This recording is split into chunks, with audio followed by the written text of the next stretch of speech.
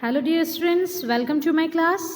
Today I am going to teach you one more new amazing chapter of English from class 7th, and the name of that chapter is The Ashes That Made Trees Bloom. As you can see here, we are going to study this chapter. So dear students,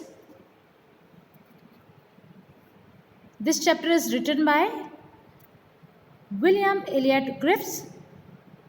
Students, this is a Japanese story which underscore values such as honesty, compassion, diligence, etc. with a hint of magical realism. The spirit of the dog in this story is the old couple's make-believe determination to get past personal setbacks and begin a new one. So, let's start reading. Before you read, we will start from here.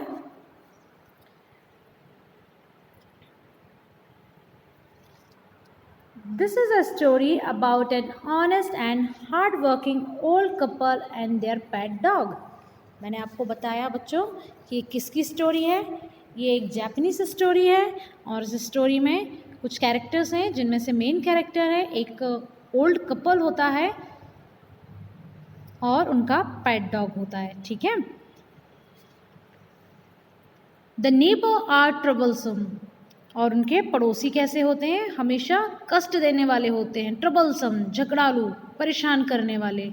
And the dog dies a sad death, जो उनका dog होता है वृद्ध दंपत्ति का, है ना, वो क्या होता है?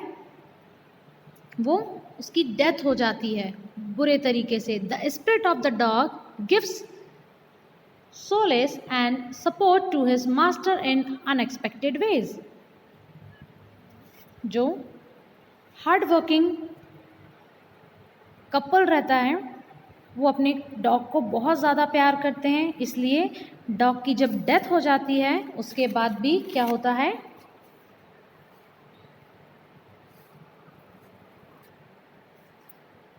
वो डॉग हमेशा अपनी स्पिरिट के थ्रू, अपनी आत्मा के थ्रू उन जो ओल्ड कपल था उनकी मदद करने की हमेशा कोशिश करता है और हमेशा अनएक्सपेक्टेड वेज में, अप्रत्याशित तरीके से उनकी मदद करता है. So dear students, let's start reading here.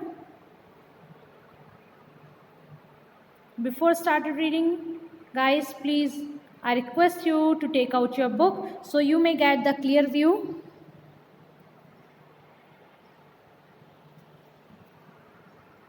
In the good old days of Daimyos, there lived an old couple whose only pet was a little dog. बहुत समय पहले डोमियो के समय में एक वृद्ध दंपत्ति रहते थे जिनके पास क्या था? एक पालतू जानवर था. और वो जानवर कौन था? What was that? It was a dog. एक छोटा सा डॉग था. Having no children, they loved it as though it were a baby. चूँकि उन जो बूढ़ी दंपत्ति थी, जो ओल्ड कपल थे, उनका कोई बच्चा नहीं था, कोई संतान नहीं थी, इसलिए वे इस डॉग को अपने बच्चे की तरह चाहते थे और प्यार करते थे. The old dame made it a cushions of blue crabs and at mealtime Muko, for that was its name, would sit on it as young as any cat. और उन्होंने क्या किया था? जो ओल्ड कपल थे उन्होंने अपने उस डॉग के लिए क्रैब की एक नीले रंग की गद्दी बना दी और वे उसे भोजन के समय खाना खिलाते वक्त किस नाम से पुकारते थे? म्यूको. ठीक है. और म्यूको उसका नाम था. और वो क्या करता था? और जो नीली गद्दी बनाई हुई थी बैठने के लिए, जिस पर वो बैठकर भोजन करता था, उसमें जब वो डॉग बैठता था म्यूको, तो वो एक बिल्ली की तरह शांत होकर बैठ जाता था. ठीक है. The kind people fed the pet with tidbits of fish from their own chopsticks and all the boiled rice it wanted. अब ये जो ओल्ड कपल था वो इस डॉग को इतना ज़्यादा प्यार करते थे, म्यूक को इतना ज़्यादा प्यार करते थे कि वे उसे अपनी चम्मच, इट मीन्स अपने चॉपस्टिक से खाना तक खिला देते थे। जैसे कोई एक अपने खुद के बेबी को ट्रीट करता है, ये उसे उसी तरीके से ट्रीट करते थे। और क्या करते थे, मछली के छोटे छोटे ग्रास बना करके, टुकड़े बनाकर उसे खिलाया करते थे और उसे भरपेट उबला हुआ बॉइल्ड राइस देते थे खाने के लिए, ताकि उसका पेट अच्छे से भरा रहे। Thus treated, the dumb creature loved its protectors like a being with a soul. और चूँकि ये एक बेजुबान जानवर था और उसके साथ जब ये ओल्ड कपल इतने अच्छे से व्यवहार करता था, तो अब यहाँ पर उस जानवर ने भी, उस डॉग ने भी क्या सोचा कि मैं अपना सारा जीवन, सब कुछ इनकी सेवा में लगा दूंगा, इनके साथ कभी भी गलत नहीं करूंगा। और इसलिए उस ओल्ड कपल के व्यवहार के कारण ये जो डॉग था उनके प्रति रक्षकों की तरह उनसे प्यार करता था, एक बेटे की तरह उनसे प्यार करता था। तो हमारे नेक्स्ट पैराग्राफ की ओर। The old man, being a rice farmer, went daily with hoe or spade into the field, working hard from morning until Otento Sama, as the sun is called. Japanese language में sun को क्या बोलते हैं? Otento Sama. Had gone down behind the hills.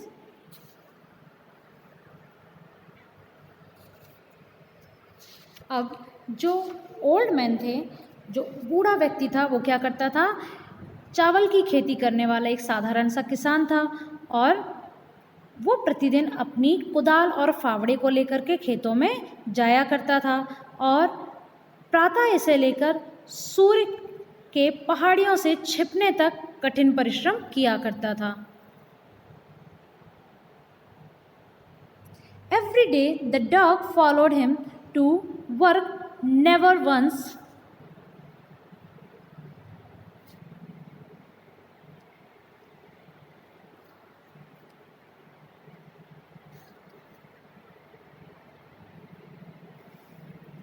harming the white herons that walked in the footstep of the old man to pick up the worms.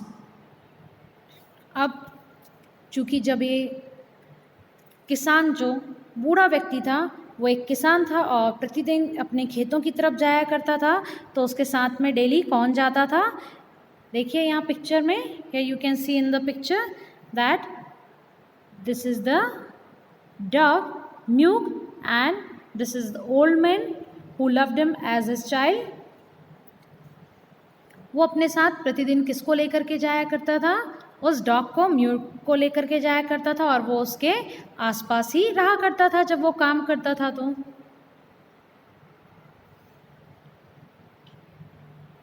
और वो क्या करता था, जब ओल्ड मैन यहाँ से अपने खेतों के रास्ते जाया करता था तो उसके साथ एक सफ़ेद रंग का बगला भी हमेशा साथ में जाया करता था। और यहाँ पर क्या बताया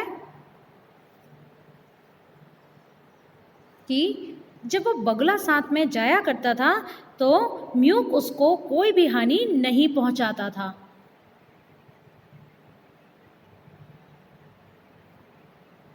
और यहाँ पर ये बात भी बताई गई है, देखिए यहाँ पर आप अपनी बुक ओपन कर लेंगे तो आपको क्लियर व्यू मिल जाएगा बच्चों।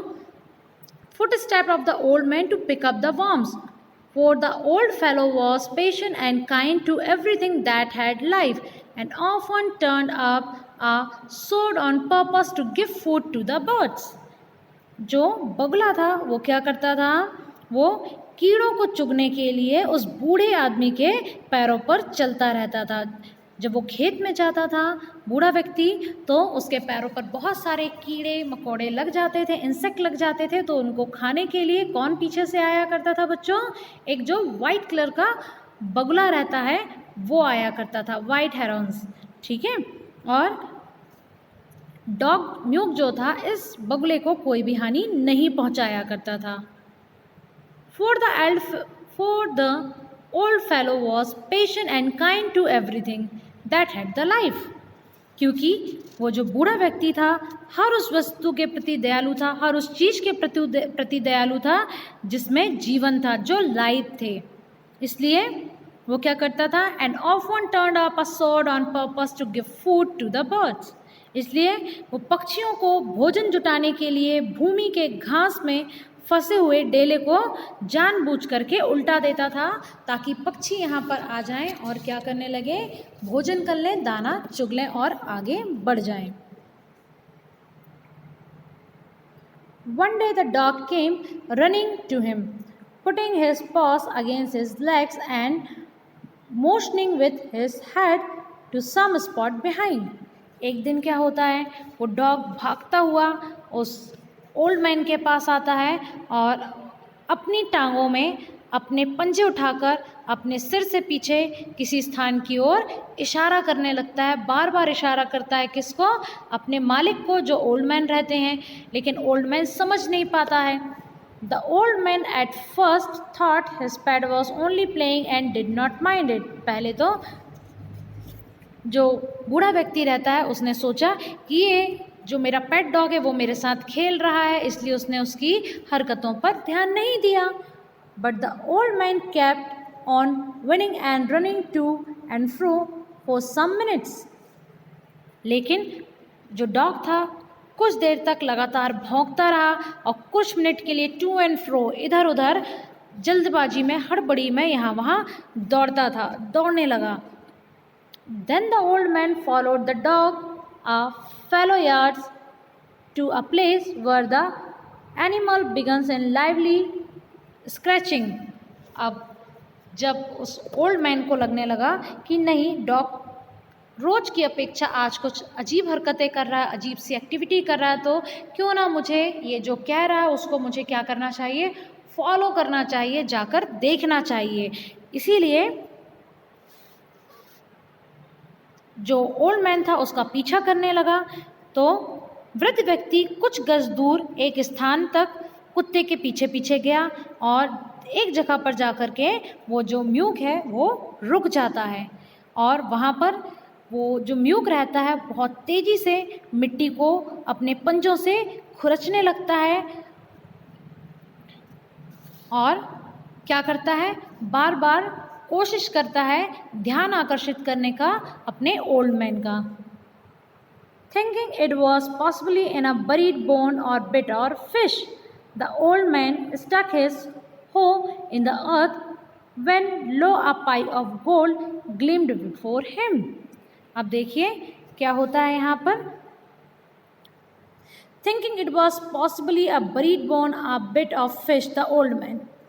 अब जो ओल्ड मैन था, बूढ़ा व्यक्ति था, उसको क्या लगता है कि ये जो म्यूक है वो मिट्टी को इसलिए कुरेद रहा है कि हो सकता है यहाँ पर कोई हड्डी दबी हुई हो या मछली का कोई टुकड़ा दबा हुआ हो। इसलिए वो भी उसका साथ दे करके अपने डॉग को खुश करने के लिए साथ में खोदने लग जाता है। परंतु आगे क्या होता है, स्टक हिज हो in the earth when lo a pile of gold gleamed before him। और अपने पालतू जीव को खुश करने के लिए वो बूढ़ा व्यक्ति था, उसने भी फावड़ा उठा लिया और कुदाल उठा लिया और जोर से ज़मीन पर मारने लगा। और कुछ ही देर में क्या हो जाता, पाइल मीन्स ढेर, of gold gleaming before him, चमकते हुए सोने का ढेर उसके फावड़े में से निकलकर आने लगता है।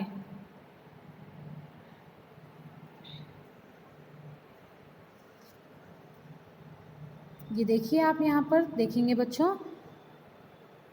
ये देखिए कि किस तरीके से डॉग जो है बैठा हुआ है उस मिट्टी को कुरेद रहा है। और जब ओल्ड मैन होता है तो उस ओल्ड मैन को भी डाउट होता है, लेकिन फिर भी वो कोशिश करता है अपने डॉग की हेल्प करने के लिए। और जैसे ही वो वहाँ पर ज़ोर से फावड़ा मारता है, कुदाल मारता है, ये देखिए पिक्चर में आप देख सकते हैं, एक पेड़ के पास डॉग बैठा हुआ है, हाथ में कुदाल है, और जो येलो कलर के आपको पाइल्स दिख रहे हैं, कॉइन्स दिख रहे हैं, वो गोल्ड था, सोना था, सोने का ढेर उसके सामने लग जाता है।